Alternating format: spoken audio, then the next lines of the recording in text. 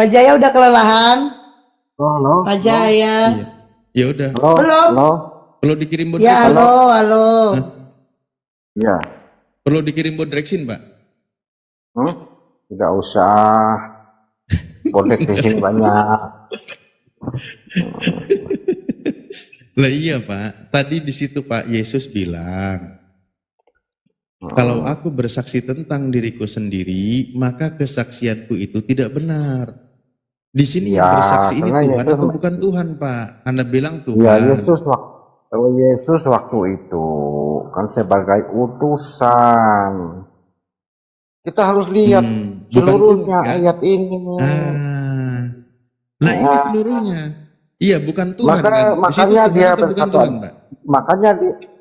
makanya dia berkata kepada orang-orang yang mendengarnya waktu itu supaya mereka percaya apa yang dikatakannya. Kalau kesaksiannya itu kesaksiannya sendiri, dianggap tidak benar, takut-takut mereka jelas. Jadi dia menjelaskan bahwa Kok dianggap tidak kesaksiannya itu benar? yaitu kesaksian Bapa yang mengutus dia.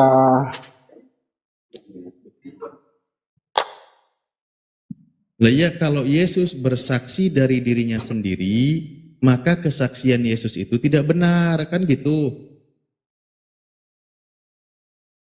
Benar gak? Benar gak? Benar. Hah? Ayat Kalau berapa tadi? kesaksian, iya. Ngapain nyanggah duluan? Baca aja belum? Yohanes 5:31. Oh, Aduh. Mas, kalau ada Oten yang mau naik lagi, Mas. Atau nanti ini ya, nanggung ngabisin. Kasihan Bapak ini, bodreks ini udah mau diminum itu, keburu encer.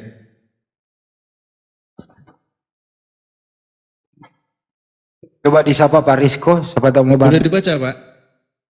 sudah.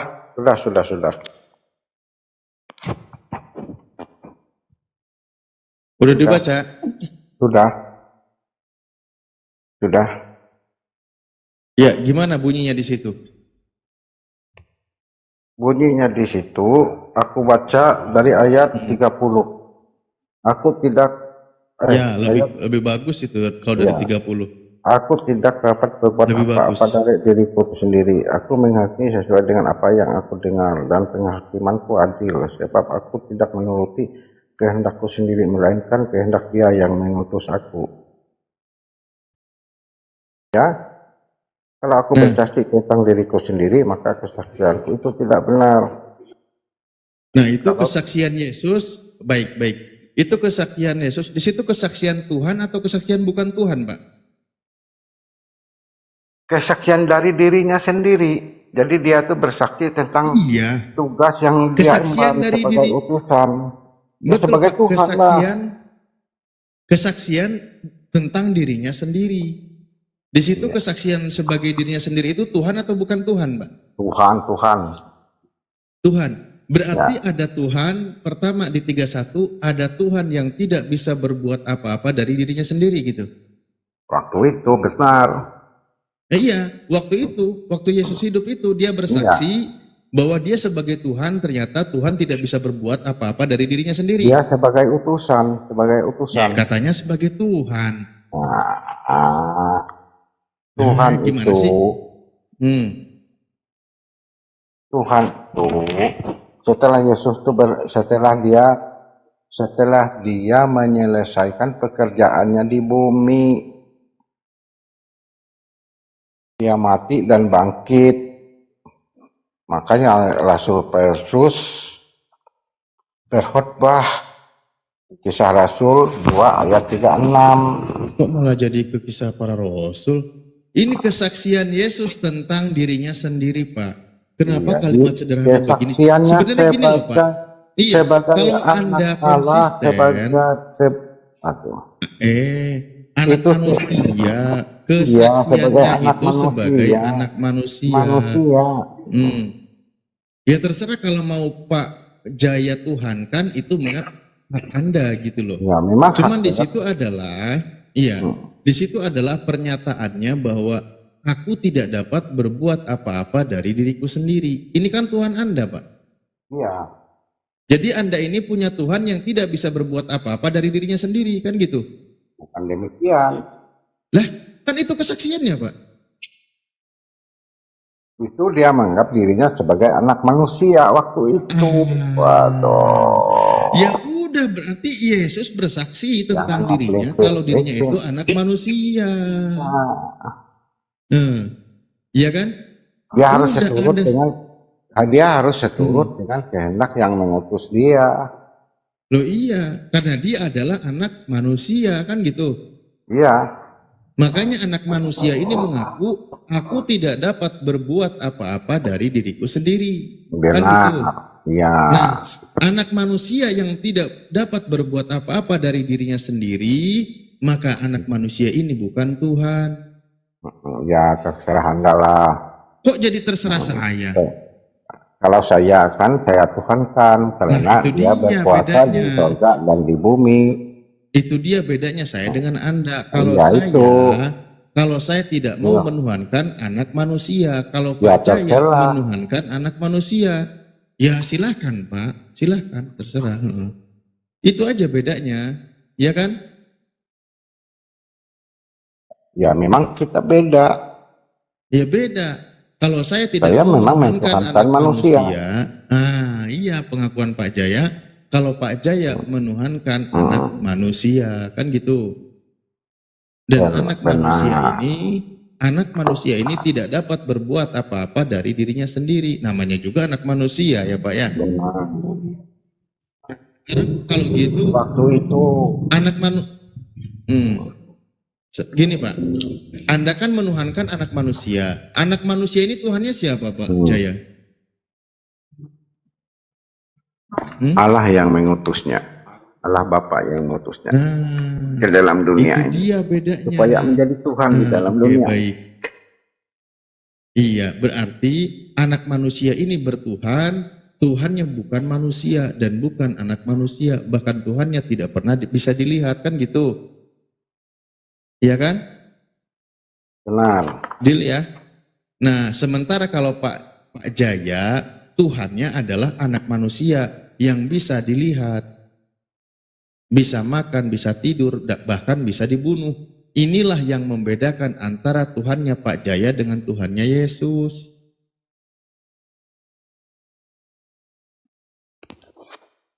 Ya? Jelas ya?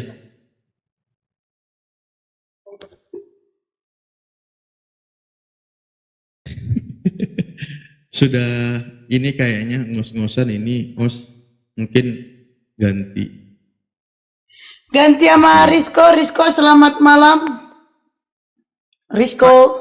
Oh ya Kak, selamat malam. Ya silakan Ustali. Rizko ini tidak menuhankan Yesus. Iya.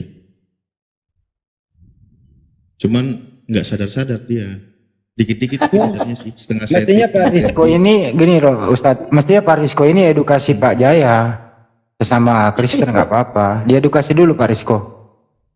Iya, memang kebanyakan umat Kristen belum paham sebenarnya tentang ketuhanan sebenarnya Bang. Memang menurut saya pun Yesus itu bisa dibilang juga Tuhan Bang, tapi bukan itu Tuhan sebenarnya. Kenapa saya bilang begitu? Karena Yesus yang saya sangat luar biasa sekali karena dia dilahirkan oleh Tuhan tanpa seorang dilahirkan oleh Allah tanpa seorang ayah Bang ya. Justru itu saya agak menghormati Nabi kita Yesus gitu ataupun Nabi Isa. Bukan berarti dia Tuhan. Contoh saya buatlah Bang. Kalau menurut saya Yesus itu ajudan Allah. Dia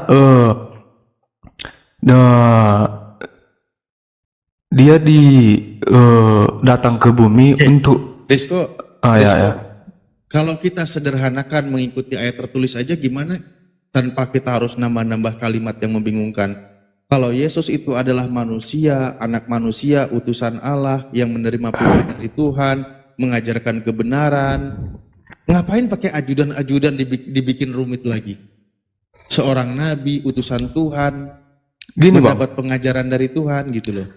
gini bang. Seandainya kalau Allah Bapa datang ke bumi ini, mungkin bumi tidak sanggup menerimanya begitu. Makanya Allah Bapa memberi utusan kepada dunia ini gitu bang. Iya, utusan itu kan anak manusia kan? Iya, Ya sudah, yang tadi udah selesai. Anak manusia ini mendapat gelar sebagai Tuhan, sebagai penghormatan, sebagai nabi, iya, sebagai utusan Tuhan, kan gitu. iya. Yang Gini bang, membawa kadang firman dari Tuhan, mengajarkan firman dari Tuhan, udah gitu aja, ngapain lah pakai ajudan-ajudan lagi. iya, Bahkan hamba maksud Tuhan.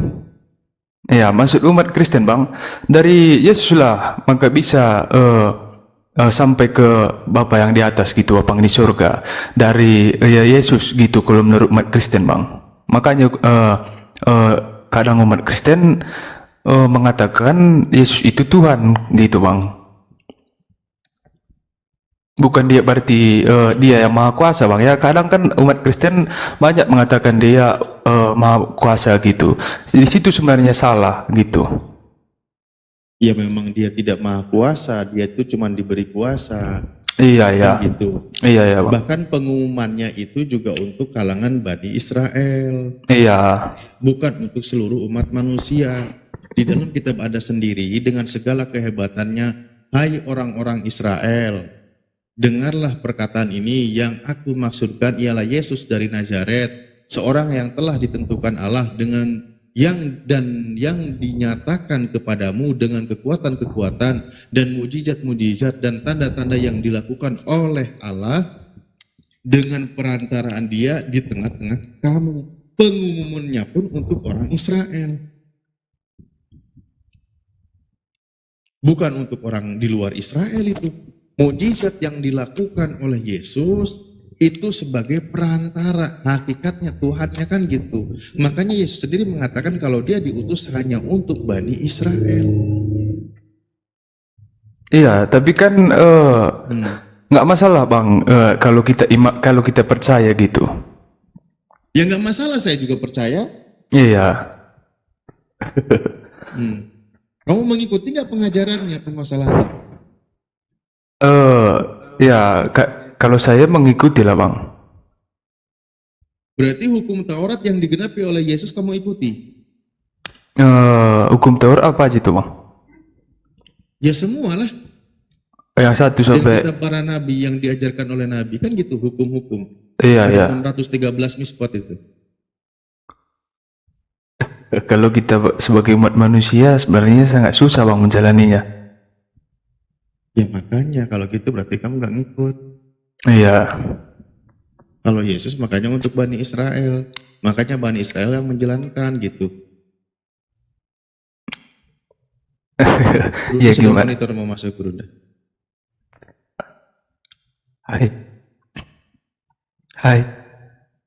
Hai Bang Cuma. Hai juga. Mau bahas apa ini, Bang?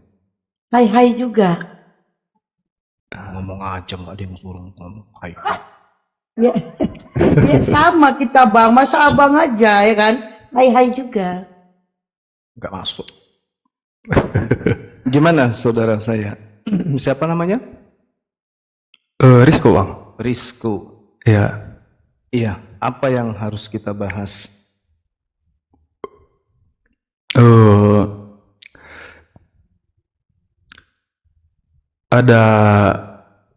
Ada dua bang. Satu di Quran mengatakan Yesus tak disalib bang ya.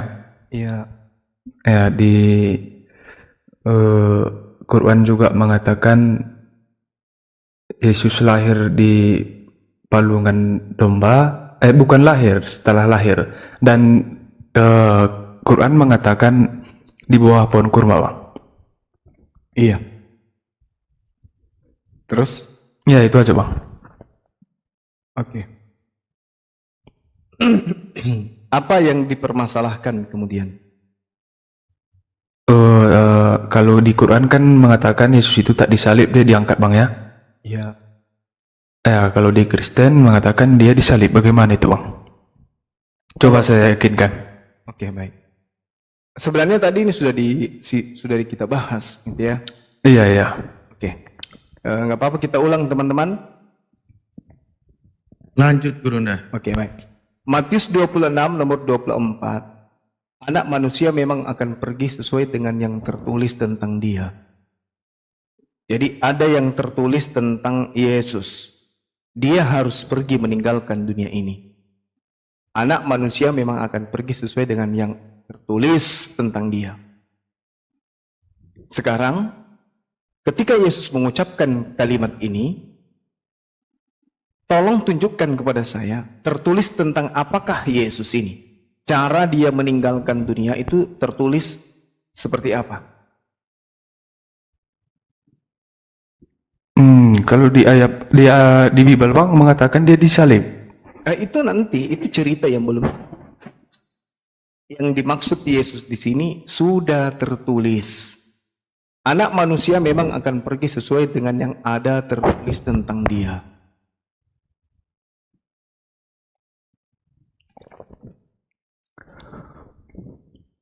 Adakah nubuatan Yesus di dalam kitabnya orang Yahudi?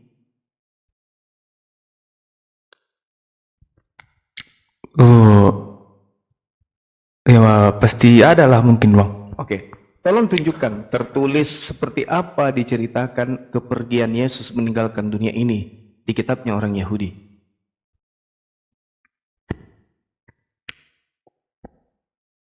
Maksud Bang Juma kitab Yahudi juga kitab maksudnya Bible. Perjanjian Lama, iya. Bentar ya Bang.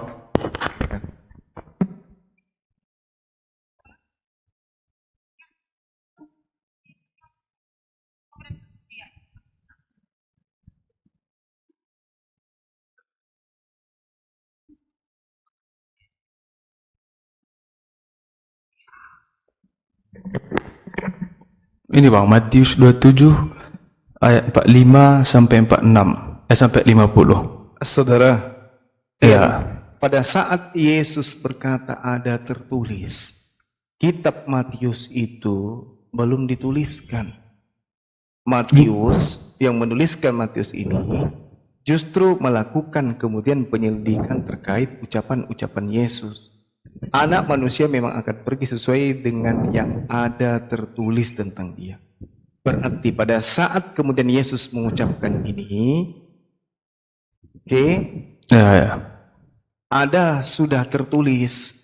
sudah ada tertulis tentang Yesus. Kalau dikatakan sudah ada tertulis, berarti tertulisnya di perjanjian lama, bukan di perjanjian baru. Karena perjanjian baru itu ditulis nanti setelah Yesus terangkat. Sedangkan dia mengucapkan kalimat ini sebelum terangkat. Ada tertulis tentang dia, tentang Yesus.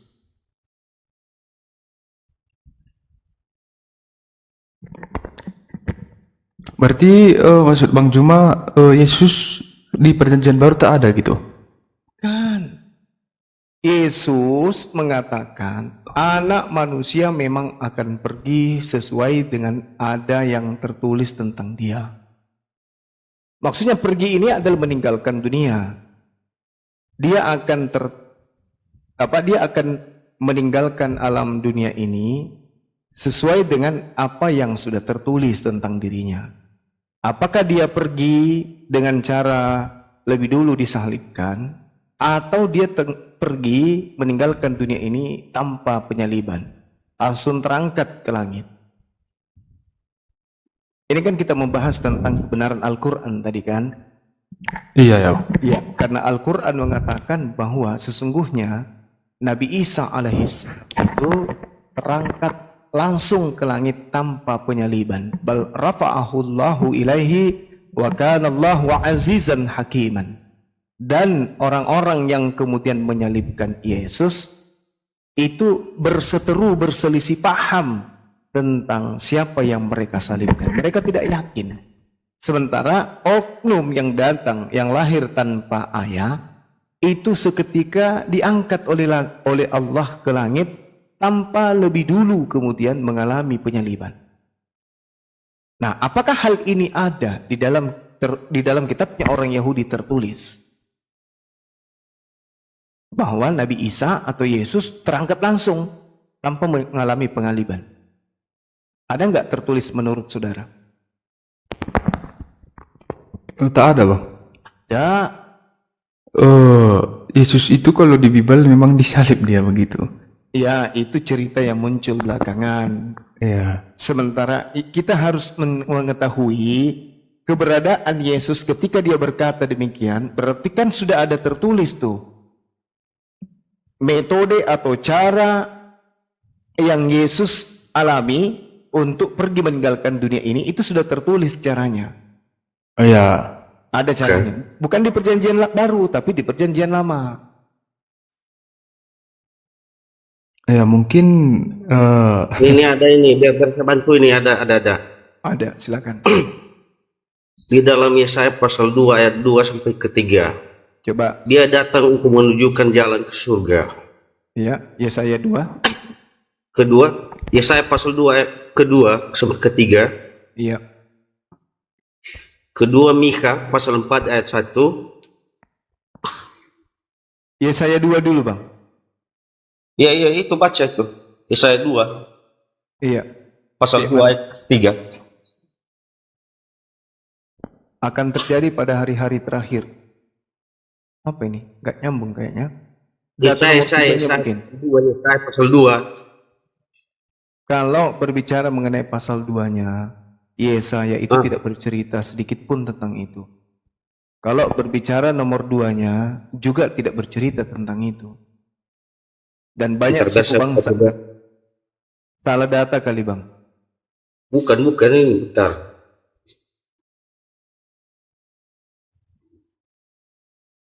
Yesaya pasal 2 kedua. Salah satunya aja udah jelas. Salah Bentar. satunya sudah jelas. Ya, ini. Firman yang dinyatakan kepada Yesaya bin Amos tentang Yehuda dan Yerusalem. Iya kan, baca Sion sebagai pusat kerajaan damai perkopnya itu. Sion, tahu Sion itu. Itu kan Yesus datang kepada Putri Sion sebagai pusat kerajaan damai. Di situ ada akan terjadi pada hari-hari terakhir. Gunung tempat hanya Tuhan akan berdiri tegak di hulu gunung-gunung dan menjulang tinggi di atas bukit-bukit, segala bangsa akan berduyun ke sana. Itu menandakan bahwasanya pada hari terakhir gunung tempat rumah Tuhan itu maksudnya itu Yesus, itulah rumah Tuhan itu yang menjulang ke tinggi. Anak manusia memang akan pergi sesuai dengan yang ada tertulis tentang dirinya. Saya tanya, tertulis di mana cara Yesus pergi meninggalkan dunia ini?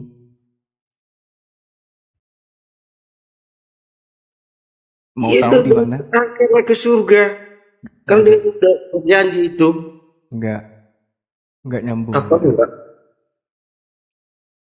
Cara Yesus terangkat ke langit itu adalah malaikat diperintahkan kemudian oleh Tuhan untuk menjaga Yesus di segala jalannya. Di mana itu? Di mana terdapat Mazmur itu? 91, Bang. Malaikat 91. Malaikat akan menatang Biar kaki. bentar dulu, biar kita cari dulu. Carilah. Iya bentar, saya 62 10. Saya 62 10. Saya 62 10. Mazmur 91. Ya bentar. Karena di dalam nubuatan-nubuatan itu dia berupa perumpamaan. Makanya di dalam kitab nubuatan itu tidak berkata seperti perkataan Anda, dia naik ke surga, dijemput malaikat. Ini ada juga ini di dalam Yesaya 62 ayat ke-10. Di situ dia bicara bentar. Karena beda bahasa manusia dengan bahasa Tuhan itu. Di sini ada juga ini menerangkan. Berjalanlah melalui pintu-pintu gerbang. Persiapkanlah jalan bagi umat, bukalah jalan raya. Singkirkanlah batu-batu, tegakkanlah panji-panji untuk bangsa-bangsa. Sebab inilah yang telah diperdengarkan Tuhan sampai ke ujung bumi. Katakanlah kepada putri Sion, sesungguhnya keselamatanmu datang. Sesungguhnya mereka yang menjadi upah jeripayanya ada bersama-sama dia, dan mereka yang diperolehnya berjalan di hadapannya. Karena Ini, di dalam Bang, nubuatan itu, bentar Gak dulu, nyambung, bentar. aduh, parah ini. Bentar. Karena di Cara dalam Yesus meninggalkan dunia. Astagfirullahaladzim. Bukan. Aduh. Ini caranya Yesus meninggalkan dunia. Sudah tertulis. Apakah caranya dengan menunggangi Pak Bom Bom, atau naik layangan, atau langsung terangkat ke langit, atau naik kapal laut, atau naik pesawat, atau naik kuda, atau naik mobil, atau naik sepeda. Itu yang Oke, dimaksud. bentar. Jangan ada ngarang-ngarang lah. Mazmur berapa yang kamu maksud itu? Mazmur 91 anak murid. Sok guru nggak guna ya. Kita bahas satu-satu lah, pasal Ya, berapa? makanya jangan salto kemana-mana ente. Anda yang nubuatan itu beda lah bahasamu itu, karena nubuatan itu bukan seperti bahasamu, makanya kamu kagak ngerti itu. Apa bedanya Anda dengan saya? Anda bisa bahasa Ibrani. Anda bisa bahasa Ibrani. Beda perbedaan, ada perbedaan. Jangan ajarin saya. Ente nggak ada apa-apanya, Bu. Dari aja sampai sekarang biji sakarnya ada yang besar dan lenotnya seperti lombok biji, kok Anda mau datang sini sok ngomong. Sebab malaikat-malaikatnya akan diperintahkannya kepadamu untuk menjaga engkau di segala jalanmu. Mereka akan menatang engkau di atas tangannya supaya kakimu jangan terantuk kepada batu. Oke? Engkau hanya menontonnya dengan matamu sendiri dan melihat pembalasan terhadap orang-orang fasik. Oke? Dengan panjang umur aku akan kenyangkan dia dan akan kuperlihatkan kepadanya keselamatan daripadaku. Ini cara Yesus diselamatkan dari pembunuhan.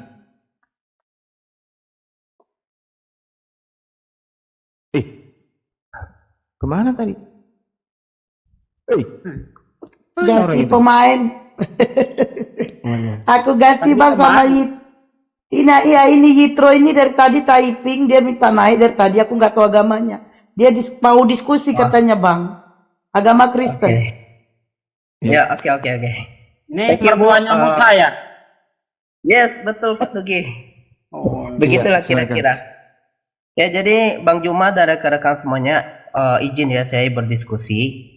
Kebetulan saya saat ini usianya 22 tahun dan baru 2020 ini baru mulai mau belajar Kristen. Jadi memang lagi butuh banyak ilmu buat mengenal kebenaran lebih lanjut. Oke. Bang Juma dan rekan-rekan semuanya, kira-kira saya ya Bang Juma, saya ada belajar sedikit tentang kekristenan. Mungkin kita bisa berdiskusi ya. Silakan untuk mungkin ada mau pertanyaan atau gimana. Saya nggak bisa. Saya bisa menjawab, tetapi saya akan berusaha. Thank you. Baik. Oke, saudara dengarkan ya. Saya bacakan data di dalam kitab yang Anda genggam. Ulangan 21 nomor 23. Atau saya mulai dari ulangan 27 dengar dan 25. Terkutuklah orang yang menerima suap untuk membunuh seseorang yang tidak bersalah. Menurut saudara, kalau kita berbicara mengenai penyaliban, siapa yang terkutuk di sini? Terkutuklah orang yang menerima suap untuk membunuh seseorang yang tidak bersalah. Yang terkutuk di sini menurut saudara siapa? Yang menerima suap. Siapa Pak itu? Juma. Siapa?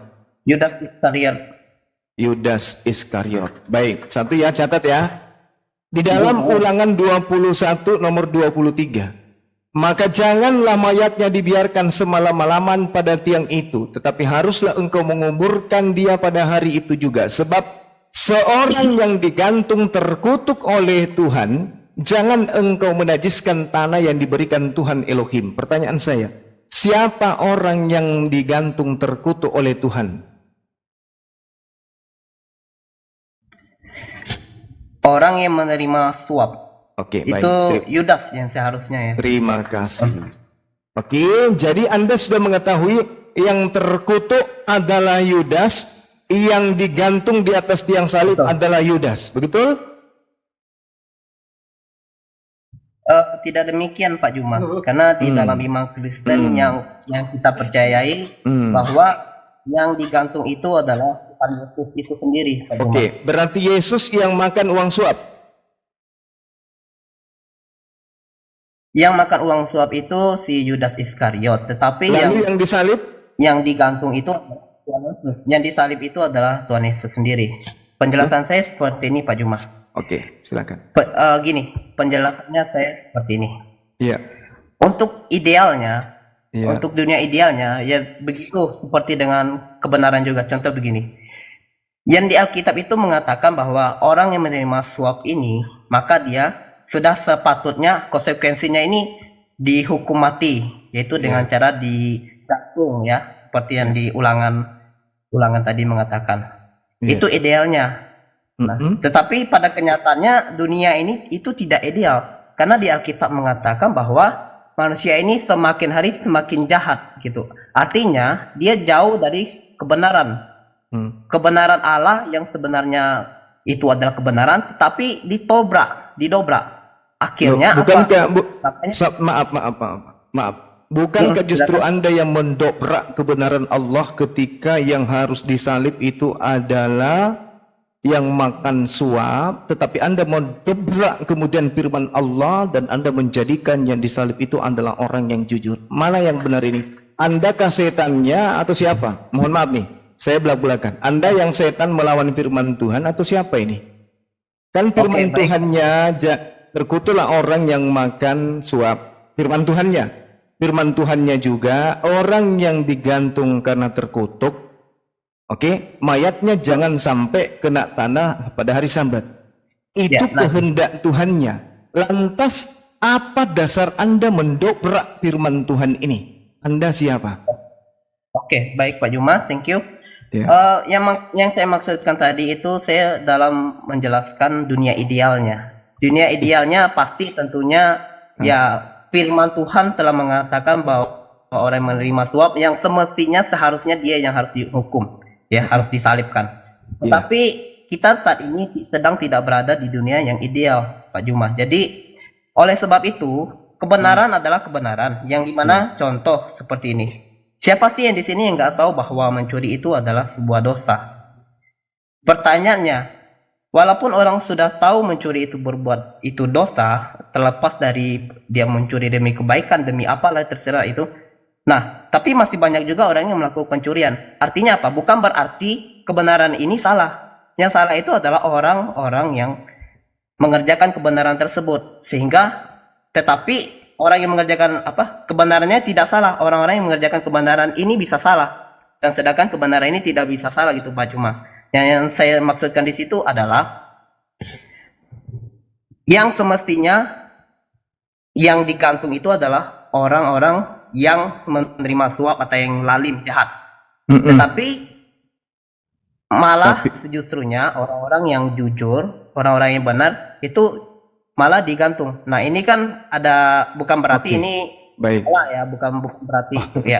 Mungkin mau udah bisa mengerti apa yang saya maksudkan. Perintah Tuhannya yang disalib itu adalah orang yang makan suap. Tapi Anda memutar balik cerita, yang disalib ini adalah orang yang jujur. Ini sebenarnya Anda ini mewakili Tuhan atau mewakili setan? Kan yang berkhianat, sabar. Yang berkhianat kepada Yesus itu setan atau bukan? Setan, Pak Juma. Setan. Maunya setan Yesus yang disalib, betul?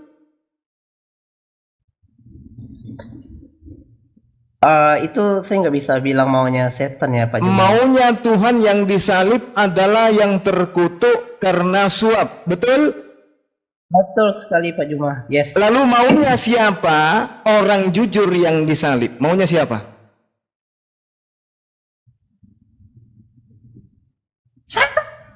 Iblis. Yohanes 6 nomor 70. Bukankah aku yang memilih engkau yang 12 dan satu di antaramu adalah setan? Siapa setan tersebut? Yudas. Apa keinginan Yudas? Berkhianat. Apa tujuan berkhianat? Agar Yesus disalibkan. Pertanyaan saya, siapa yang menginginkan agar Yesus disalibkan? Secara itu kita akan menyimpulkan bahwa setan yang ingin menyalibkan Tuhan Yesus. Oke, berarti Anda sedang mewakili setan. Amsal 3 nomor 5, percayalah kepada Tuhan dengan segenap hatimu dan janganlah bersandar kepada pengertianmu sendiri. Kalau Anda menjadikan dasar pijakan iman saudara kepada Amsal 3 ini harus bersandar kepada firman Tuhan, bukan asumsi, maka Anda harus mengatakan dengan sangat terpaksa bahwa yang mati di atas tiang salib itu adalah orang terkutuk yang menerima suap. Siapa orang terkutuk yang menerima suap? Pasti Yudas. Siapa yang disalibkan?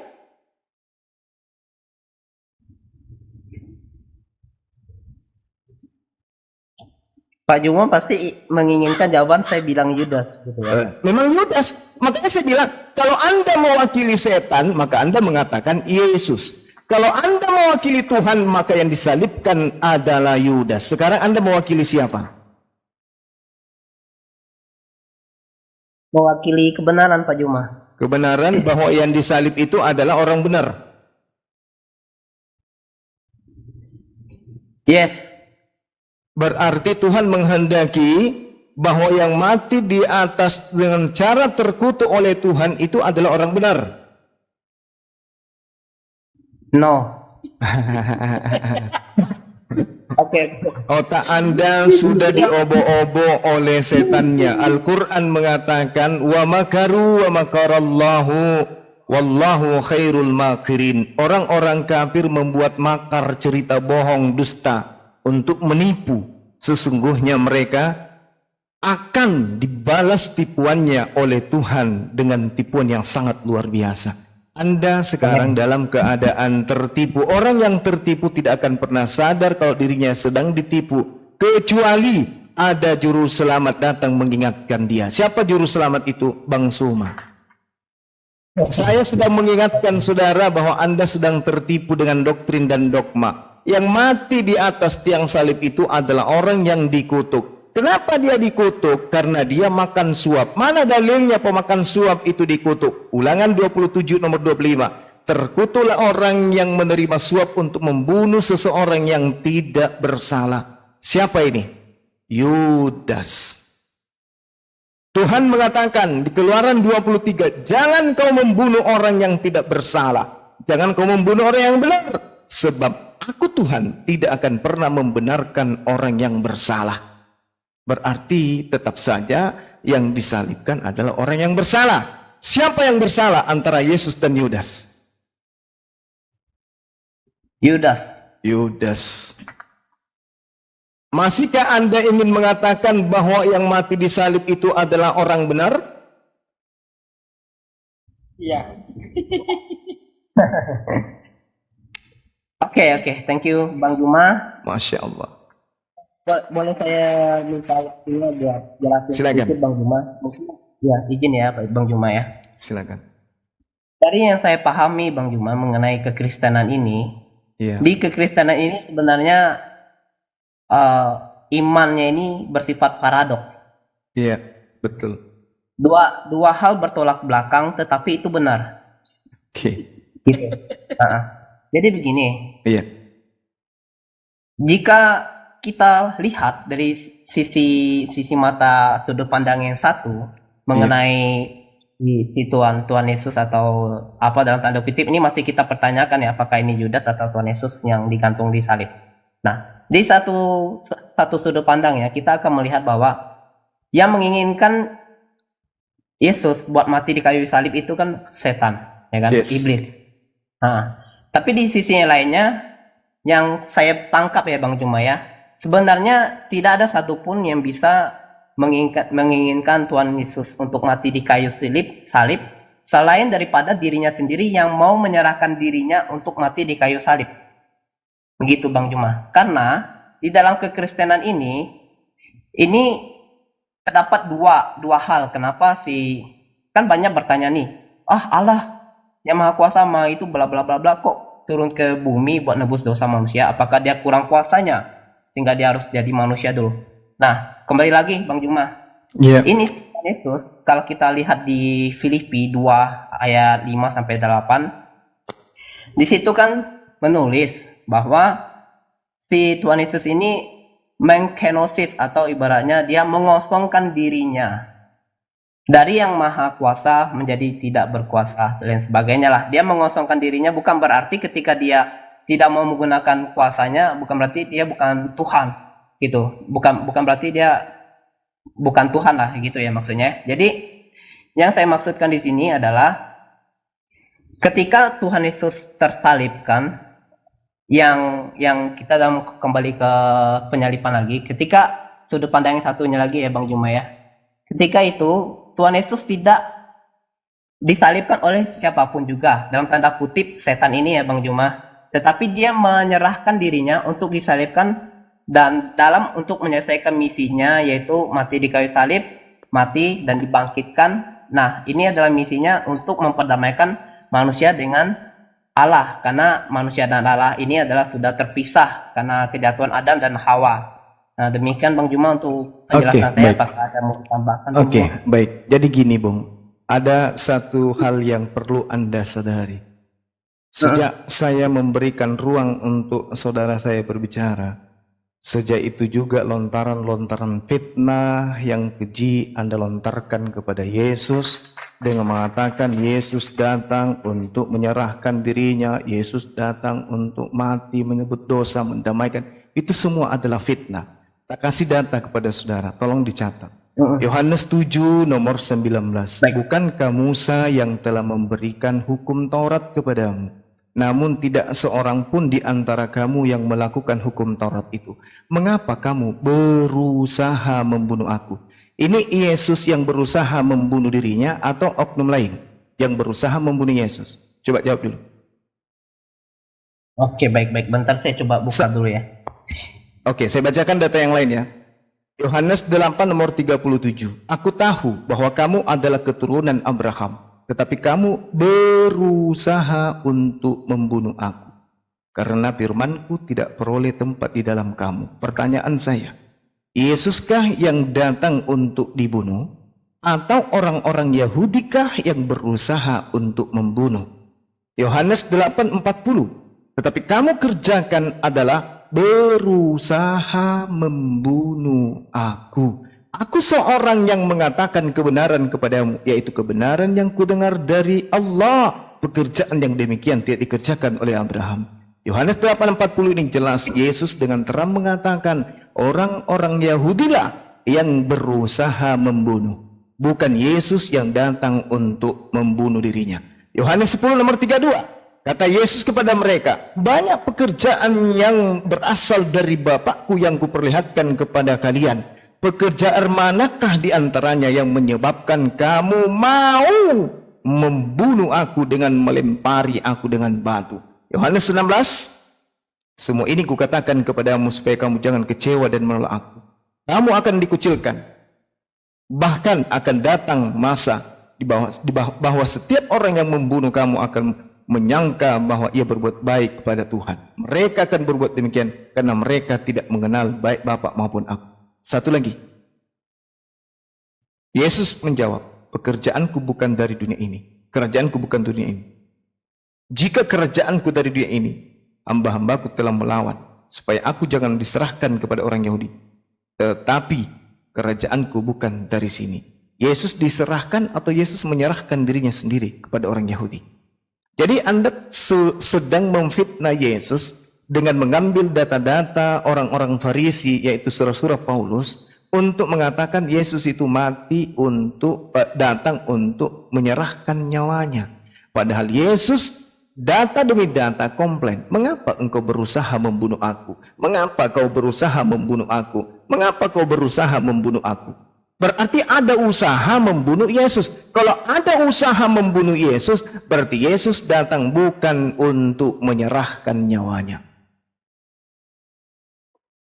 Tolong kalau diskusi kita itu pakai akal ya, supaya kalau ada penjelasan itu dengan mudah kemudian kita bisa telaah. Supaya kita meninggalkan doktrin. Ya, silakan. Ingat tema kita, satu data lagi, terakhir satu data lagi. Suap janganlah kamu terima. Sebab suap membuat buta mata orang-orang yang melihat, dan sebab suap memutarbalikkan perkara orang-orang yang benar. Ingat barusan Anda keciduk memutarbalikkan suatu kebenaran menjadi kejahatan, kejahatan menjadi kebenaran. Yang dikutuklah yang mati di atas tiang salib, yang makan suaplah yang terkutuk itu, dan karena makan suap maka akan ada pemutarbalikkan fakta terhadap kebenaran. Anda sudah mengalami barusan bagaimana Anda ingin memutar bahwa yang disalib itu adalah orang yang terkutuk, dan yang terkutuk itu adalah orang yang disuap. Ketika saya tanya siapa yang menerima suap antara Yesus dengan Yudas, Anda jawab Yudas. Yang mati di atas tiang salib adalah orang yang makan suap. Siapa dia yang di atas tiang salib?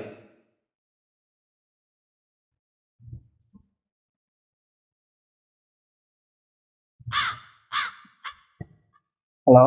Ya. Siapa Juma? Mungkin siapa? Satu kata dulu, satu nama dulu. Siapa yang di atas salib? Yudas atau Yesus? Saya tetap bersikukuh bahwa yang di kayu salib itu adalah Yesus. Nah, inilah yang dikatakan oleh Keluaran 23 nomor 8. Suap jangan kau terima, sebab suap membuat buta mata orang-orang yang melihat. Anda melihat Ulangan 21 nomor 23 dengan mata Anda sendiri bahwa siapapun yang digantung oleh karena dikutuk oleh Allah, jangan kau biarkan mayatnya semalam-malaman di atas tiang salib. Anda melihat dengan mata Anda sendiri. Ulangan 27 nomor 25. Terkutuklah orang yang makan suap karena menyerahkan orang yang benar. Tapi Anda tidak memfungsikan mata Anda. Suap jangan kau terima, sebab suap membuat buta mata orang-orang yang melihat dan memutarbalikkan perkara orang-orang yang benar. Inilah yang sedang Anda praktekkan sekarang. Silakan. Baik, thank you Bang Juma atas penjelasannya, sangat luar biasa. Ya, Bang Juma, mungkin kita mau bahas yang mana dulu nih? Untuk yang terakhir ya Bang Juma, untuk pembahasan yang barusan Bang Juma sampaikan kepada saya bahwa yang di atas kayu salib ini adalah Yudas. Ya, dan sedangkan untuk jawaban dari sisi saya membantah bahwa yang disalibkan itu adalah Tuhan Yesus itu sendiri. Jadi begini Bang Juma, saya analogikan untuk yang saat ini, dunia yang kita alami saat ini Bang Juma. Tetap saya mau menganalogikan karena dunia yang ideal itu bahwa orang yang mencuri, ibaratnya nih lah kasusnya ya, orang yang mencuri itu yang seharusnya yang akan dihukum ya. Tetapi sekarang ini justru orang-orang yang mencuri, contoh mencuri uang rakyat, koruptor.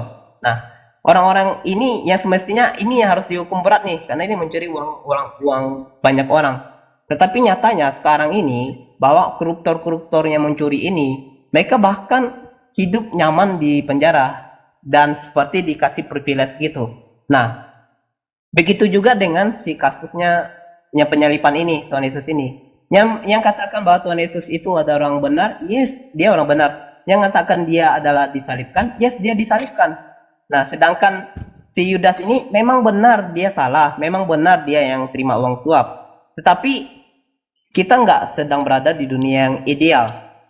Orang yang semestinya si Yudas ini yang di kayu salib, tapi nyatanya di Alkitab ini dengan terus terang dia menuliskan bahwa si Yudas ini gantung diri dan darahnya berceceran ke tanah dan akhirnya itu dikasih tanah darah gitu. Nah, di situ jelas kematian si Yudas, gimana dia, apa yang dia kerjakan, apa yang dia lakukan, kematiannya bagaimana, itu sudah jelas dituliskan di Alkitab gitu. Okay. Sedangkan yang Tuhan itu ini juga sudah cukup jelas di Alkitab itu menerangkan bahwa dia sudah mati dan dia memang Tuhan Yesus itu sendiri yang mati di situ. Karena logikanya begini, tidak mungkin orang-orang pada zaman itu semuanya, maaf kata, goblok-goblok. Sampai nggak bisa memahami, wah ini Yesus atau bukan nih.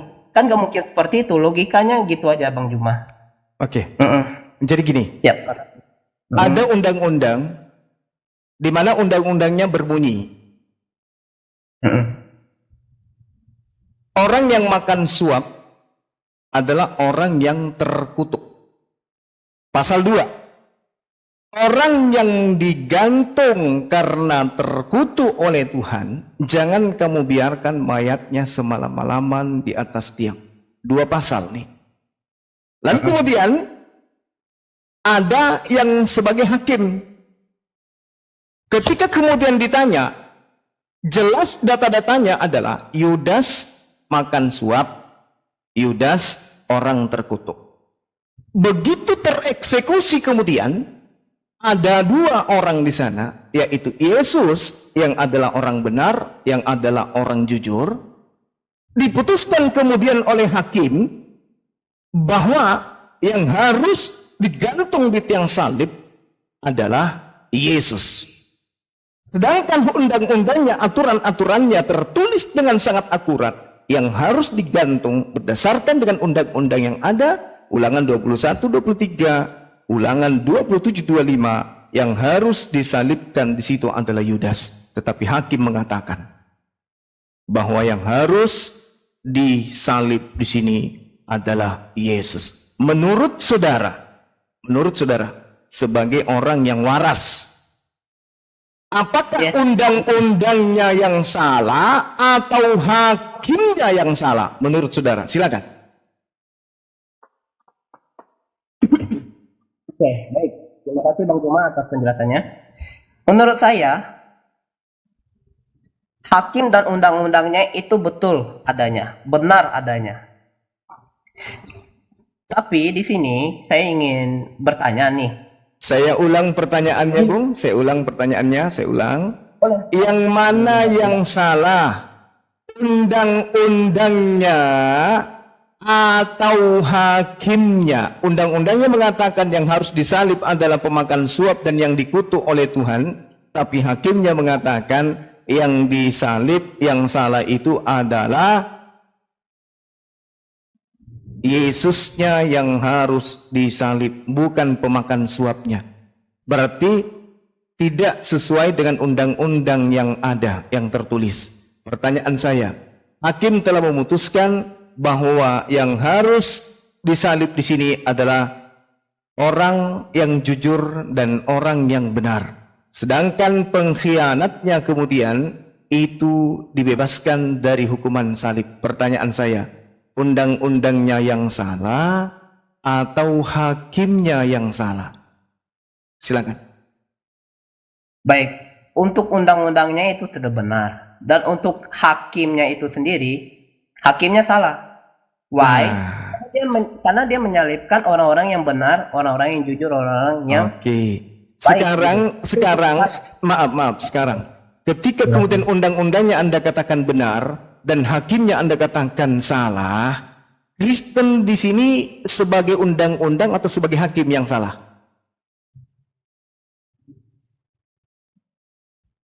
Sebagai undang-undang atau hakim yang salah? Bentar. Maksudnya mana Pak Juma?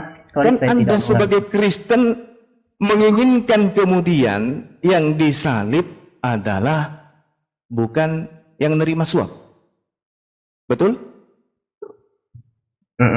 Oke. Nah, berarti Kristen di sini sebagai hakimnya tadi yang mau menginginkan yang disalib itu adalah Yesus, orang yang benar, atau Anda yang menginginkan agar yang disalib itu adalah yang disalib itu adalah Yesus dan Yudas yang makan suap ini justru tidak disalibkan?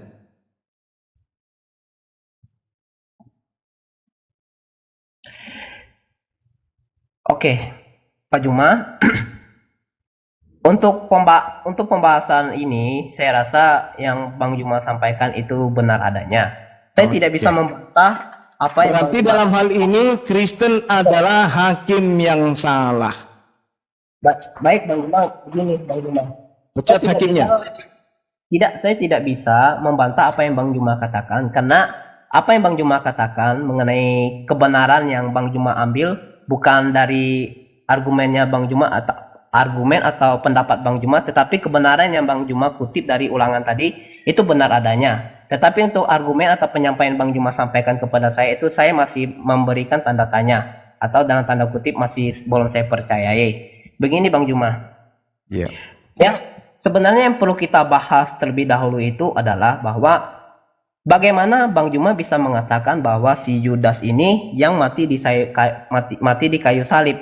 Sedangkan di data-data di kekristenan atau di data-data manapun mungkin ya, saya tidak tahu. Mungkin Bang Juma bisa kasih data-datanya. Sedangkan data-data ini di dalam Bible ini tidak pernah mengatakan bahwa si Yudas inilah yang ditangkap oleh orang-orang Farisi. Karena menurut orang-orang Farisi bahwa si Yudas ini seperti tak ada value-nya lah. Karena dia rela menjual gurunya senilai 30 keping perak doang. Gitu. Nah, atas dasar apa orang-orang Yahudi ini? Karena yang melopori penangkapan ini adalah si orang Yahudi itu sendiri gitu, ditambah dengan saksi-saksi dusta mengatakan bahwa Tuhan Yesus bla bla bla bla bla bla. Nah, pertanyaan saya adalah apa dasar Bang Juma mengatakan bahwa Yudas ini yang mati di kayu salib itu, sedangkan yang meloporinya sendiri itu tidak memiliki kepentingan tersendiri kepada si Yudas ini? Sekali lagi, Yesus itu sudah menjadi musuh dari orang Yahudi itu, ya. Mengapa menjadi musuhnya orang Yahudi? Karena orang Yahudi yang hidup pada masa itu dikatakan Tuhan Yesus adalah orang Yahudi yang munafik. Ahli-ahli Tauratnya munafik. Mereka tahu kebenaran tetapi mereka tidak melakukan kebenarannya. Oleh karena itu, korupsi gila-gilaan, pengambilan sedekah atau sesembahan itu gila-gilaan diambil oleh orang Yahudi. Nah, si orang Yahudi ini memiliki alasan tertentu untuk menyalibkan Tuhan Yesus karena pengikut Yahudi itu rata-rata sudah mau menerima Tuhan Yesus dan mengikutnya. Sehingga apa yang terjadi bagi mereka, penghasilan mereka itu bakalan berkurang. Dan pada akhirnya jika semua pengikut orang Yahudi ini mengikuti Tuhan Yesus, artinya mereka tidak memiliki penghasilan apapun lagi dari jemaat-jemaatnya.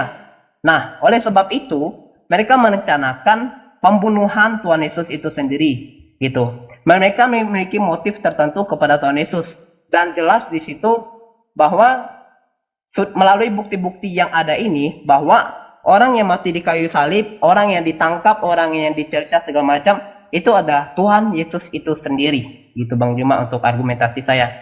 Mungkin boleh ditangga atau ditanggapi Bang Juma. Oke, baik. Jadi ketika Anda bertanya kepada saya, apa dasarnya kemudian saudara atau Bang Suma menjadikan Yudas ini sebagai orang yang menjadi orang yang disalib? Yang pertama, Bung, saya bacakan dalilnya supaya Anda bisa lebih paham. Dikatakan di Amsal 17 nomor 23. Orang fasik menerima hadiah suap dari pundi-pundi untuk membelokkan jalan hukum. Saya ulang, orang fasik menerima hadiah suap. Jadi yang menerima suap itu adalah orang fasik. Setuju ya? Sangat setuju, very good. Oke, baik. Sekarang saya baca dalil Amsal 11 nomor 8. Orang benar diselamatkan dari kesukaran. Oke? Orang fasik lah yang menggantikannya. Saya ulang. Orang benar diselamatkan dari kesukaran, lalu orang fasik menggantikannya. Saya ulang lagi. Di dalam Amsal 17 nomor 23, orang fasik menerima hadiah suap. Amsal 11 nomor 8, orang yang benar diselamatkan dari kesukaran, lalu orang fasik menggantikannya. Pertanyaan saya, siapa orang fasik yang menggantikan orang benar ini? Oke, baik Bang Juma, sebentar saya masih catat ya. Siapa orang fasik yang menggantikan orang benar ini ya Bang Juma ya? Iya. Yesus orang benar, betul? Yesus orang benar, yes. Very perfect. Yudas orang fasik, betul? Yes, benar sekali Bang Juma. Amsal 11 nomor 8, orang benar diselamatkan dari kesukaran. Orang fasik menggantikannya. Betul? Baik. Ketika orang-orang Yahudi, imam-imam Farisi, mahkamah agama bersekongkol kemudian untuk membunuh Yesus, Yesus diselamatkan. Lalu yang menggantikannya siapa? Oke, baik Bang Juma. Saya ulang. Baik. Ketika orang-orang Yahudi, orang-orang Farisi, mahkamah agama kemudian bersekongkol di dalam Matius 26 nomor 59, mereka melakukan kesaksian-kesaksian palsu untuk membunuh Yesus. Matius 27 nomor 18, menurut Pilatus, orang-orang Yahudi, orang-orang Farisi, imam-imam kepala, bahkan mahkamah agama itu sangat benci kepada Yesus. Yohanes 11 nomor 53. Mulai dari saat itu mereka bersekongkol, bersepakat untuk membunuh Yesus. Ketika Yesus digiring ke tiang salib, siapa kemudian yang menggantikan dirinya ketika dia dibebaskan dari kesukaran? Silakan. Oke, baik Bang Juma. Untuk ayat-ayat yang di Amsal dan yang Bang Juma sampaikan kepada kita semua, bahwa saya ingin menyampaikan bahwa ayat tersebut itu adalah konsekuensi, bukan secara otomatis. Ini perlu diperhatikan nih. Jadi, ketika di situ dikatakan bahwa orang fasik bakalan disalib atau orang benar ini bakalan diselamatkan, ini adalah konsekuensi. Jika kita hidupnya fasik, ya tentu akan disalib atau lain sebagainya. Jika kita hidupnya benar, ya tentu kita akan diselamatkan. Ini bukan secara otomatis, tapi konsekuensi yang ada ketika kita melakukan hal tersebut. Maksudnya seperti ini. Banyak yang membantah bahwa dosa turunan itu ada, oke? Tapi kita jangan lari ke sana dulu. Ya, jadi yang mau saya sampaikan bahwa itu adalah konsekuensinya. Tetapi konsekuensinya itu, realitanya itu terkadang itu tidak sesuai dengan apa yang ada dituliskan situ. Karena banyak orang itu sedang memberontak dan melanggar setiap kebenaran-kebenaran yang ada tertulis di situ. Dan untuk yang Bang Juma pertanyakan kepada saya bahwa siapakah yang menggantikan Tuhan Yesus ketika Tuhan Yesus ingin disalibkan itu, di situ saya rasa perlu kita cari ketahui terlebih dahulu. Tadi dikatakan bahwa orang Farisi di sini membenci Yesus. Tetapi justru orang yang membenci Yesus ini yang mau menyelamatkan dia. Itu adalah logika yang tidak masuk akal. Karena dia sudah membenci tetapi mau menyelamatkan, itu kan kurang make sense ya. Kemudian jika kita ingin menyambungkan kisah penyaliban Tuhan Yesus ini ketika dia ingin disalibkan di atas kayu salib dengan Yudas, kita mau menggabungkan, itu juga masih kurang kuat untuk data-datanya. Karena di Alkitab mengatakan bahwa si Yudas ini sudah gantung diri ketika dia mendengarkan penangkapan dari Tuhan Yesus itu sendiri gitu. Jadi sebelum Tuhan Yesus belum disalibkan, dia masih ditangkap, si Yudasnya udah gantung diri gitu. Lalu bagaimana mungkin kita mengatakan bahwa yang di atas kayu salib itu adalah Yudas? Begitu Bang Juma. Oke. Baik. Kalau Anda mengatakan ada cerita di dalam cerita-cerita Bible tentang kematian Yudas, camkan baik-baik.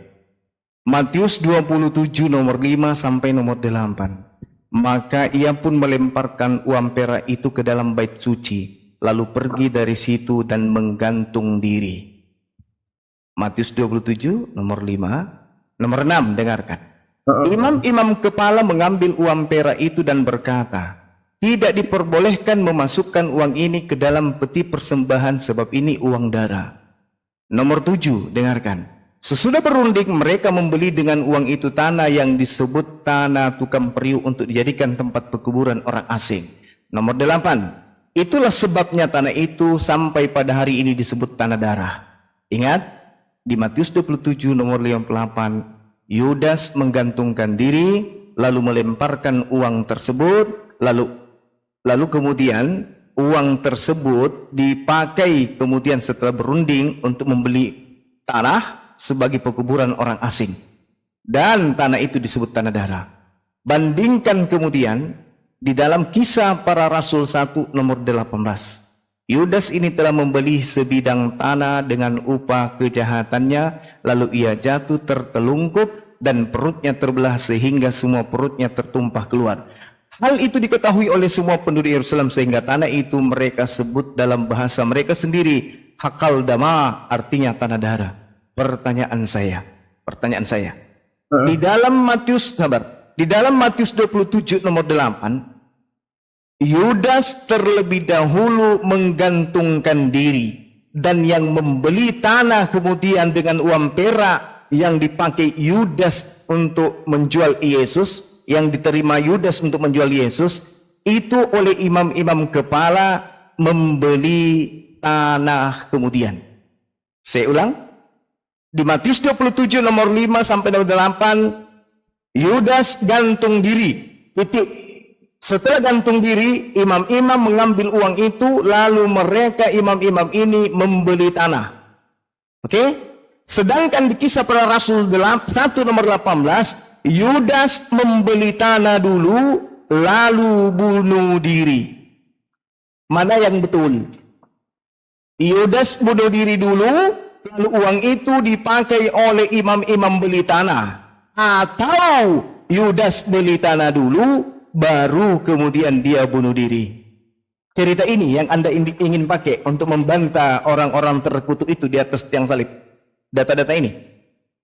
Ayo Bung, pakai akal Anda. Ini cerita-cerita yang muncul entah dari mana datangnya, yang kontradiksi di antara satu sama lain. Saya ingatkan sekali lagi, Matius menulis Yudas gantung diri dan tidak ada hubungannya Yudas dengan pembelian tanah darah. Sedangkan Kisah Para Rasul 1:18 yang membeli tanah darah itu adalah Yudas. Setelah dia beli, dia gantung diri, bunuh diri dengan cara menggantung dan jatuh tertelungkup. Silakan Anda pikirkan. Baik, Bang Juma. Silakan. Ya.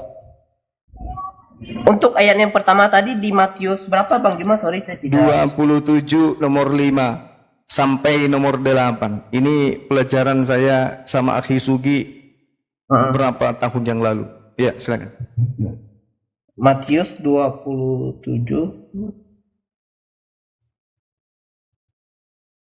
Bentar, saya masih membaca ya Bang Juma. Bang Juma, untuk yang di chat di apa ini TikTok ini, mungkin mereka menanyakan bahwa saya nggak ada memberikan data-data. Jadi saya ingin sampaikan, mohon maaf buat teman-teman semuanya yang masih belum paham ya mungkin mengenai kekristenan. Dan yang saat ini saya hadapi adalah Bang Juma, dia sudah cukup paham, jadi sepertinya data-datanya Bang Juma sudah mengerti. Dan untuk teman-teman yang masih belum mengerti mungkin boleh di research aja ya. Baik, terima kasih Bang Juma, saya izin untuk membaca sebentar Bang Juma. Boleh, silakan. Matius 27. Oke, untuknya Kisah Para Rasul. Kisah Para Rasul 1:18 dan 19.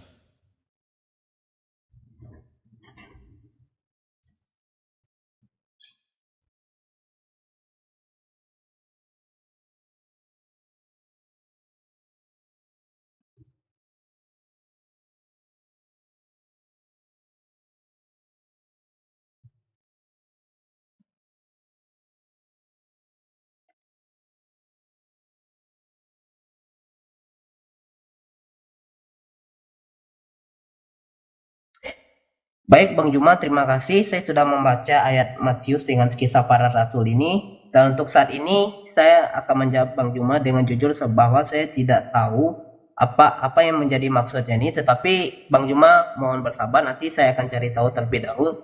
Dan mungkin di next diskusi jika kita bertemu akan saya jawab untuk pertanyaannya. Baik Bang Juma. Gimana?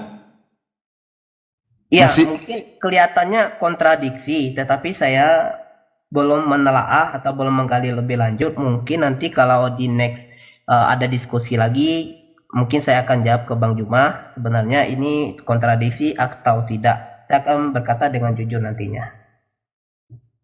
Demikian Bang Juma. Oke. Untuk yang ada di bawah, Matius 27 nomor 5 sampai nomor 8. Stasiun yang muncul kemudian, finalnya adalah Yudas melemparkan duit, lalu menggantungkan diri. Duit yang dilemparkan Yudas dipungut oleh imam-imam kepala, lalu mereka berunding. Hasil rundingan mereka, dengan uang itu, mereka imam-imam kepala membeli sebidang tanah dengan uang tersebut. Dan tanah itu disebut tanah darah. Itu Matius 25, nomor 5 sampai 8. Ya. Yudas melemparkan duit, lalu bunuh diri. Duitnya dipungut oleh imam-imamnya yang membeli tanah. Sedangkan di Kisah Para Rasul 1, nomor 18, nomor 19, Yudas terlebih dahulu membeli tanah dari hasil kejahatan berupa uang.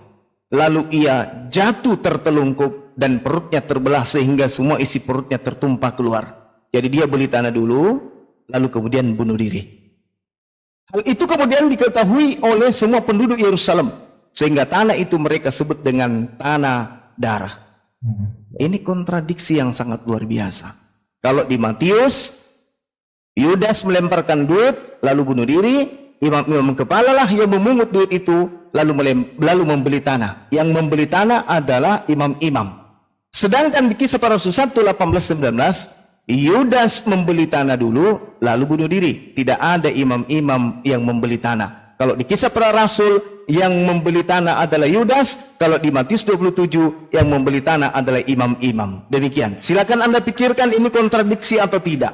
Silakan, Andalah yang punya kepala. Baik Bang Juma, terima kasih atas penjelasannya dan ayat-ayat yang sudah diberikan. Saya rasa saya masih banyak belajar lagi. Dan yang seperti yang saya katakan, maybe di next ketemuan kalau bisa diizinkan, saya akan berdiskusi lagi dan akan menjawab pertanyaan yang Bang Juma berikan kepada saya malam ini. Oke. Saya masih belajar Bang Juma. Iya, silakan. Bagus. Sampai syahadat. Oke. Jujur. Mas Itro ini nanya asik loh kan ya Pak? Iya. Kayaknya dia masih muda sih, jadi masih terbuka kemungkinan untuk mencari yang benar itu. Bukan mencari yang paling benar, mencari yang benar aja. Masih bisa ditolong. Ya, Pak Endi. Iya bro. Yang paling benar adalah Allah, Tuhan. Nggak ada yang paling benar, yang benar. Kalau yang paling benar berarti yang lain ada yang benar. Oh iya, konsekuensi logikanya seperti itu. Iya. Kalau kita bilang yang paling benar adalah Islam, berarti di luar Islam ada yang benar. Yang benar adalah Islam. Itu aja sederhana. Tapi kita nggak boleh menyalahkan yang lain. Nanti dianggap intoleran. Indah kan Islam itu? Benar. Mantap. Masuk tuh barangnya Bang Juma. Iya. Silakan Anda renungkan, itu aja. Saya belum sampai ke final, tapi nggak apa-apa. Dilanjut teman-teman yang lain. Itro masih apa ya? Masih melek nggak matanya atau udah ngantuk? Saya sangat excited, Pak Pera. Oh, mantap. Masih mau mendengarkan kebenaran dalam perspektif Islam melihat lagi nggak? Boleh, silakan Pak Pera. Kita di sini mantap. mau belajar ya. Nah, silakan Gurunda, finalnya difinalkan. Lanjut Indah. Tadi katanya belum final Gurunda. Oh gitu. Iya. Iya, jangan digantung loh Bang Juma. Kita lagi asik loh nonton ini. Oke.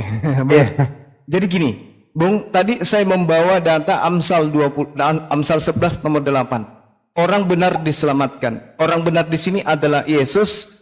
Lalu kemudian orang fasik di sini penerima suap yaitu Yudas. Ini adalah ketetapan Tuhan. Ketetapan Tuhan tidak boleh diganti. Ketetapan Tuhan tidak boleh dirubah.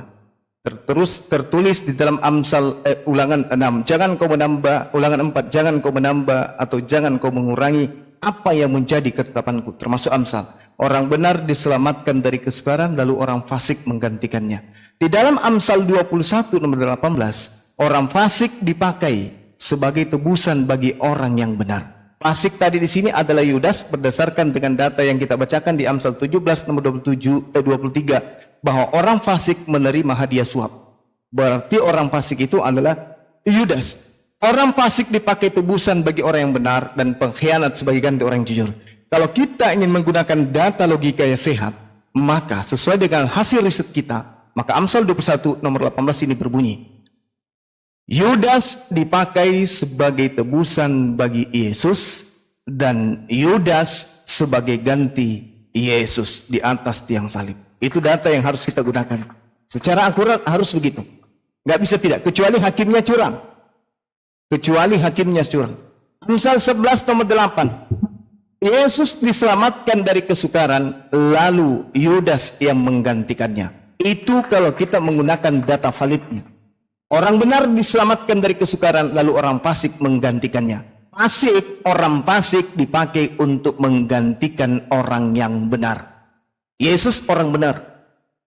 Ketika kemudian dalam Matius 27, nomor 16, nomor 17, nomor 18, ketika ditanya oleh Pilatus, siapa yang hendak aku bebaskan untuk kalian? Orang-orang itu kemudian berkata, bebaskan Yesus Barabas, bebaskan Yesus Barabas, dan salibkan Yesus yang disebut Kristus. Maka di dalam data 18-nya, di situ dikatakan mereka menyerahkan Yesus karena dengki. Berarti kebencian demi kebencian. Pertama, iblis merasuki Yudas. Itu sesuatu yang sudah dibenci oleh Tuhan. Yang kedua, imam-imam kepala melakukan kesaksian-kesaksian palsu. Itu adalah kebencian bagi Tuhan. Kemudian, Anda mengatakan bahwasanya mau tidak mau harus Yesus yang mati di atas tiang salib. Itu adalah sesuatu yang dimurkai oleh Tuhan. Amsal 6 nomor 16. 6 perkara yang dibenci oleh Tuhan. Bahkan 7 kemudian kekejian di dalam hatinya. Salah satunya adalah menumpahkan darah orang yang tidak bersalah. Berarti ketika yang dibunuh benar-benar Yesus yang dibunuh, maka itu adalah merupakan satu kebencian dan kekejian di dalam diri Tuhan. Dengan demikian, penyaliban adalah hal yang dibenci oleh Tuhan. Dengan begitu, orang-orang Kristen yang mengimani penyaliban yang dibenci oleh Tuhan adalah sekelompok manusia yang dimurkai dan yang dibenci oleh Tuhan. Barang siapa yang mencintai hal-hal yang dibenci oleh Tuhan, maka dia menjadi musuh Tuhan. Barang siapa yang kemudian membenci apa yang dibenci Tuhan dan menyayangi apa yang disayangi Tuhan, maka orang-orang itu bisa kemudian disebut sebagai anak-anak Tuhan. Nah, sekarang permasalahannya adalah 6 perkara yang dibenci oleh Tuhan dan 7 kekejian di dalam hatinya. Salah satunya adalah menumpahkan darah orang yang tidak bersalah. Pilatus mengatakan Yesus tidak bersalah. Bahkan istrinya memberi pesan, wahai suamiku, jangan kau berlaku tidak adil terhadap orang itu, yaitu Yesus. Sebab semalam aku sangat tersiksa di dalam tidurku. Dia adalah orang yang jujur, dia adalah orang yang baik. Itu pesan dari istri Pilatus kepada gubernur yang memutuskan antara Yesuskah yang disalibkan atau Barabaskah, orang fasik inikah yang harus disalibkan. Nah, sedangkan Yesus juga dikatakan adalah hamba yang suci. Yesus adalah orang yang suci. Yesus adalah utusan yang suci. Diterangkan dalam Kisah Para Rasul di dalam Kisah Para Rasul 4 nomor 27 sampai nomor 30, Yesus disebut sebagai hamba yang suci. Berarti kalau dia disebut hamba yang suci, berarti dia adalah orang benar. Orang benar harus diselamatkan. Yang menggantikannya adalah orang yang tidak benar, yaitu orang yang fasik. Wahai hakim, wahai saudara-saudaraku Kristen, wahai Pak Bom-Bom dan jemaat-jemaatnya, mari duduk bersanding jujur terhadap kebenaran. Anda anak Indonesia, Anda bukan orang Roma, Anda bukan orang Yunani, Anda bukan orang Belanda, Anda bukan orang Portugis. Anda lahir di tanah yang suci, yaitu tanah Indonesia. Jujur terhadap kebenaran. Menurut saudara berdasarkan data-data di dalam Bible, siapakah yang mati di atas tiang salib? Orang jujur atau orang fasik? Pengkhianat atau orang benar? Jawab dengan hati nurani. Kalau Anda adalah orang yang benar, kalau Anda benar-benar dipenuhi oleh roh kebenaran, tunjukkan kebenaran itu. Siapa yang mati di atas tiang salib? Orang fasik atau orang jujur? Pengkhianat atau orang benar? Ada yang bisa membantah ini? Ada yang bisa menjawab? Kalau Anda orang benar, maka Anda akan menunjukkan kebenaran itu, bahwa yang disalib itu adalah pengganti daripada orang yang jujur. Siapa pengkhianat? Siapa orang fasik? Siapa yang menerima suap? Ulangan 21 nomor 23. Apa yang diketerangkan oleh Tuhan di sana? Jelas sekali. Jangan mayatnya dibiarkan semalam-malaman pada tiang itu, tetapi harus engkau menguburnya pada hari itu juga. Sebab manusia yang digantung terkutuk oleh Elohim, jangan kau biarkan mayatnya menyentuh tanah yang diberikan oleh Elohimmu, oleh Tuhanmu. Pertanyaan saya, orang yang digantung terkutuk oleh Elohim, ilah Abraham, ilah Ishak dan Yakub, apakah orang jujur, orang benar, atau orang fasik dan orang pengkhianat? Jujur terhadap kebenaran, tinggalkan perpuluhan. Jangan tergiur dengan musik. Musik bisa didengarkan juga di mana-mana, bukan hanya di gereja. Kalau Anda kemudian mau menuju kepada kebenaran, maka jujurlah terhadap kebenaran itu, bahwa sesungguhnya yang disalibkan oleh Tuhan, yang digantung oleh Tuhan secara terkutuk adalah orang yang terkutuk karena makan suap. Dia adalah orang fasik, dan orang fasik itu adalah Yudas Iskariot, sedangkan Yesus anak Maria adalah orang yang benar, orang yang jujur, yang kudu wajib diselamatkan. Makanya di dalam Matius 26 nomor 24 ada tertulis tentang anak manusia bahwa dia akan pergi sesuai apa yang tertulis. Ternyata Amsal 91, malaikat akan datang menyelamatkan dia sehingga dia terangkat ke langit. Inilah yang diterangkan oleh Al-Quran dengan sangat jelas. Allah Subhanahu wa ta'ala menjelaskan di dalam Al-Quran surah An-Nisa, barrafa'ahullahu ilahi wa kana Allahu azizan hakiman. Tetapi Allah mengangkat Nabi Isa alaihi salam, lalu kemudian dia tidak akan dirugikan oleh Allah. Wa qaulihim inna qatalnal masiha Isa bin Maryam Rasulullah wa ma qatalu wa ma salabu walakin syubbiha lahum wa innal latina ikhtalafu fi lafi syakkim min ma lahum bihi min ilmin illa ittiba'at zan wa ma qataluhu yaqinan. Dan kami hukum juga mereka karena ucapan mereka, sesungguhnya kami telah membunuh Al-Masih Isa putra Maryam, yang mereka ejek dengan menamainya Rasulullah, padahal mereka tidak beriman kepadanya. Mereka mengatakan telah membunuhnya, padahal mereka tidak membunuhnya dan tidak pula menyalibnya. Tetapi yang diserupakan bagi mereka orang yang dibunuh itu dengan Nabi Isa alaihissalam. Sesungguhnya mereka yang berselisih pendapat tentangnya, yakni tentang Nabi Isa, benar-benar dalam keraguan tentang hal yakni pembunuhan dan penyaliban itu. Mereka tidak mempunyai sedikit pun pengetahuan menyangkut hal itu, yakni tentang pembunuhan terhadap Nabi Isa, dan apa yang mereka katakan kecuali persangkaan belaka, dan mereka tidak membunuhnya dengan yakin. Maha benar Allah dengan segala firman-Nya. Saya kira begitu sahabat-sahabat sekalian. Kepada adik saya Yitro dan juga Riko yang mau belajar, mungkin pada sesi berikutnya bisa jumpa lagi dengan Bang Suma atau dengan guru-guru saya yang ada di sini. Terima kasih untuk sementara. Saya di pojokan minum kopi campur Masako. Dilanjut. Semoga Masako bisa bersahabat dengan kopi agar bisa membolak-balikkan fakta. Tapi kalau hidayah itu datang, Masako bisa menjadi bumbu masak. Nyambung atau tidak, terserah Anda. Pak Yitro bagaimana? Apakah Masako bisa dicampur dengan kopi? Bro Yitro? Kalau ditanya bisa, pasti bisa Pak Andi. Pinter. Apakah layak dikonsumsi?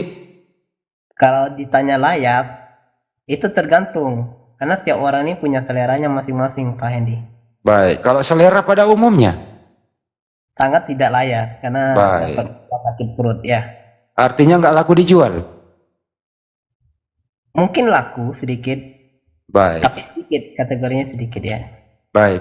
Kalau sekiranya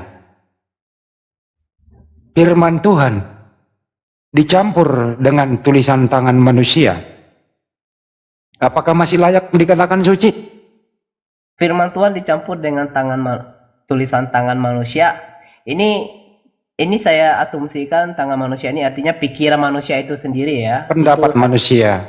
sangat tidak bisa untuk dibaca, bukan dibaca sih, dijadikan kebenaran, Pak Hendy. Gitu. Baik. Kalau firman Tuhan itu diberikan kepada para nabi, nabi ini mengajarkan bahwa Tuhan itu hanya satu. Terus kemudian ada tulisan tangan manusia mengatakan Tuhan melebihi dari satu. Disatukan di sana, dicampur aduk. Masih layakkah dipercaya? Di dalam kekristenan, dua hal ini mungkin itu bisa kita bahas di berbeda konteks, Pak Hendy. Baik. Kalau sesuai dengan topik, perintah Tuhan tidak boleh membunuh orang yang tidak bersalah. Apakah Anda setuju? Very setuju. Baik. Ya. Apakah Anda setuju kalau Yesua Mesia, anaknya Bunda Maria, adalah orang yang soleh, utusan Tuhan, yang dilindungi oleh Tuhan? Setuju? Very setuju lagi, Pak. Thank you. Apakah Anda setuju kalau orang yang beginian doanya selalu diijabah, diterima oleh yang mengutus dia? Belum tentu, Pak Hendy. Belum tentu. Apakah Anda setuju di saat Yesus sulit, termasuk kesulitannya dalam menghadapi ancaman apapun mara bahaya itu, apakah doanya diterima kemudian dilindungi? Ini konteksnya di Taman Getsemani ya, Pak Hendy. Kurang lebih seperti itu. Oke, mungkin itu saya bisa bantu jelaskan. Boleh, silakan adekku. Pak Hendy, izin sebelum saya menjelaskan yang di konteks Taman Getsemani ini, mungkin kita akan membahas di awal lagi. Karena gini, Pak Hendy, karena hal tersebut bagi kekristenan kan untuk yang mati di atas kayu salib ini Yesus atau bukan itu adalah hal yang sangat krusial. Karena ketika bukan Tuhan Yesus yang mati di kayu salib, maka runtuhlah kekristenan itu. Jadi saya ingin kembali lagi di awal ya. Untuk yang firman Tuhan yang disampaikan oleh Bang Juma dan rekan-rekan yang lainnya, itu sangat benar adanya dan saya sangat meyakini perfect 100%. Saya tidak bisa membantah kebenaran karena kebenaran adalah kebenaran. Nah, yang mau saya sampaikan adalah bahwa kembali lagi Pak Hendy, mungkin semoga Pak Hendy tidak bosan dan rekan-rekan lainnya mendengarkan bahwa istilah saya yang mengenai dunia yang ideal. Dunia yang ideal sudah semestinya dan sepatutnya jika orang manusia itu mendengarkan perintahnya Tuhan, mendengarkan kebenarannya Tuhan, dan melakukan semua kebenaran Tuhan. Ini dunia yang ideal. Tetapi nyatanya sekarang bahwa dunia kita ini bukan dunia yang ideal. Oleh karena itu, banyak sekali orang-orang benar, dalam tanda kutip, orang-orang benar ini yang justru malah berbanding kebalik dengan orang-orang yang fasik. Dalam hal penganiayaan, banyak orang benar di Alkitab dikisahkan banyak yang dibunuh, dianiaya atau dan sebagainya. Bro, saya potong dulu, bro. Kita interaktif aja. Ya.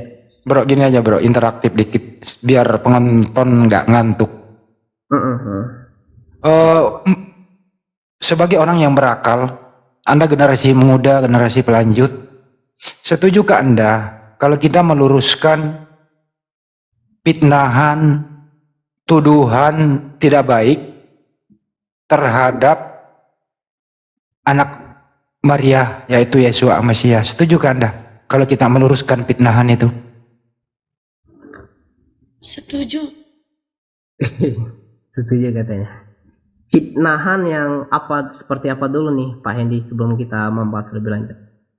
Banyak sekali pitnahan-pitnahan yang tidak sesuai apa yang diajarkan oleh Yesua Mesia.